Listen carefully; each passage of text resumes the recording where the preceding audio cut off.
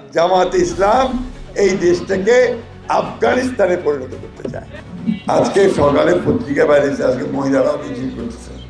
আমি জানি না এটা কতটুকু সত্যকে মিথ্যা। এটা নাকি টেলিফোনে হ্যাক করা হয়েছে বলতেছে। জামাতের আমির সাহেব মহিলাদের বিরুদ্ধে নাকি কথা বলছেন। আমি কিন্তু এটা জানি না, আমি সাংবাদিককে জিজ্ঞেস করছি। আমি জানি, আই ডোন্ট নো, বাজে কথা বলেছেন। যদি এটা হয়ে থাকে, উনি যদি করে থাকেন, তাহলে অন্যায় করেছেন, সঠিক করেননি। মহিলারা কখনোই তাকে এটা মেনে নিতে পারবে না। তবে জামাতে ইসলামের তো ব্যাপারটাই আছে, ওরা তো মহিলাদেরকে কাজ করতে দিতে চায় না, বলে মহিলারা ঘরে থাকবে, কাজ করবে কি। এবং ওই যে আপনার গার্মেন্টসে যারা কাজ করে মেয়েদেরকে, তাদেরকে বলে দিয়েছে যে 5 ঘন্টার বেশি কাজ করতে পারবে। তো খাবে কি?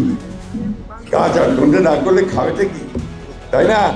আমাদের মেয়েরা যদি স্কুল কলেজে না যায়, পড়াশোনা না করে, চাকরি পাবে কোথায়? কি বলছেন বলেন, কি বলবেন বলেন? তার হ্যাঁ,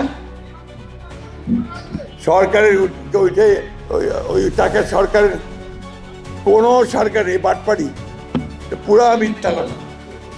কোনো সরকার কাজ না করলে কাউকে টাকা দিবে? হবে নাকি? এরা জামাতে ইসলাম এই দেশটাকে আফগানিস্তানে পরিণত করতে চায়, পিছন দিকে নিয়ে যেতে চায়। জামাতে ইসলাম একটা দল, যে দলটা আমাদেরকে সামনের দিকে যেতে বাধা দেয়। আমরা পিছনে যেতে চাই না, আমরা সামনে যেতে চাই। মেয়ে পুরুষ সমান অধিকার নিয়ে এখানে এই দেশে বাংলাদেশে বাস করবে। বাংলাদেশের জনসংখ্যা মেয়েরা বেশি ছেলেদের চেয়ে। জানেন আপনারা, মেয়েরা, মা বোনেরা, আপনাদের সংখ্যা বেশি, সমান অধিকার।